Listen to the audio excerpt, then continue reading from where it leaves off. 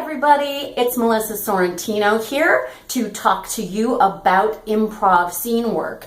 Today I want to talk about something that I think is very important in regards to playing with others. Let's make a distinction between three words, shall we? One is fixing. Fixing makes me go, eh. One is helping. Helping makes me go, eh. One is participating. Participating makes me go, yeah, get in there. Okay, any sport, there is a ref and there are players. When you're in a scene, particularly when you are present in the scene, you are in player mode. You are making plays. You're not the ref during that time. You're not the sports commentator during that time. You're not even the relief player being switched in.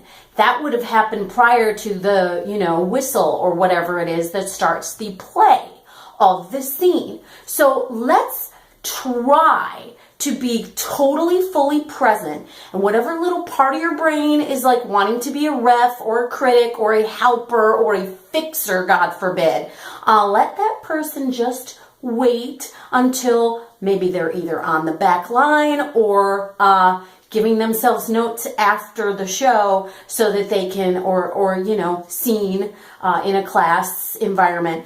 But just quiet those voices, because those people should be sitting on the sidelines, those personas in your head. The player should be in the game. The player that has instincts, that has reflexes, that has full participation.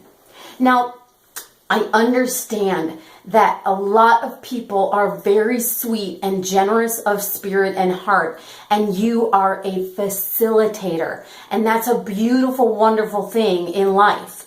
But during a scene, if you are focusing on facilitating and helping, what you're doing is you're controlling. And when you're controlling, you're not in the flow of things. Controlling is a very fickle little piece of something that can very quickly spin in the wrong direction. And you may even, in a moment of a scene, win the battle, but you're losing the war if you're in a team.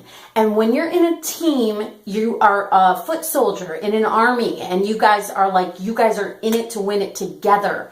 And if you are consistently carrying someone else, even if you think it's to their benefit, to the overall benefit of the group, you're not helping that much, because that person is going to continue to, have whatever their personal response is.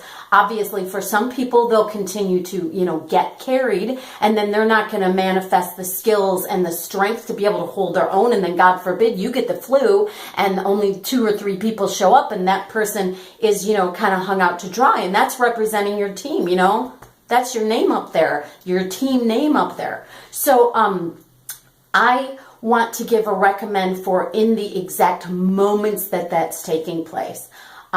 You're in a scene and you're with a scene partner, and the scene partner seems to be struggling. I recommend, as a couple of things that you can try, one would be double down on your own character's point of view. Rather than going meta and becoming an improviser commenting on the scene itself, like, well, you clearly don't know anything about heart surgery, doctor. That's funny and it's cute in the moment. But if you're legitimately working with someone who's green, you're undercutting them to a point that might make them nervous, to a point where they can't even function very well. So, rather than do that, unless your character is very arrogant, then of course go there. That may be part of your creation of the character if you find that you're early enough in the scene to do that. But if you can see, if you are some sort of like, an airhead nurse in that situation, and to a surgeon, you might instead go with like, okay, whatever you say, we'll just go ahead and use this cheese grater on the dude's skull because that's what the doctor just told me to do. You know what I mean? I mean, just as ridiculous as it sounds, rather than taking that like I'm fixing things because a mistake was made in the scene, go ahead and let it be messy. That could be a lot of fun for both of you. And then you guys are walking off stage together, arm in arm, you know, on an equal status as far as players go, and high-fiving each other for what a fun scene, rather than one person's kind of arrogantly eye-rolling and the other person's going, maybe I should quit improv, I really suck at it, when they're driving home.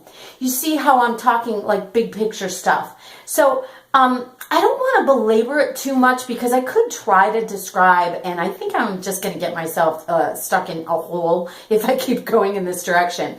I just want to put it out there. Rather than fixing a scene, and rather than helping someone who you perceive in your arrogance that they need your help, why don't you give them a beat to try to find their way, and then participate. You should be participating at 100% anyway. So it shouldn't even be a moment where you're like, I'm going to really participate hard. If you're already that deep in the scene work, this note is not even going to matter to you. But if you're having those moments where you're climbing out of your improv, actor mode in the midst of a scene and into your like ref mode, blowing your whistle, if you're doing that within the scene, chances are you're not at full participation. And maybe that's a note for you rather than for this other person that seems to be struggling. All right? Food for thought. Okay, that's all I had to say today. Click the like button if you like this video and go ahead and subscribe, and I'll be happy to keep churning these out. Just 20, almost 30 years of improv experience just spewing from the top of my head. Okay? I love you guys. Take care. Have a great day and keep improvising. All right. Bye.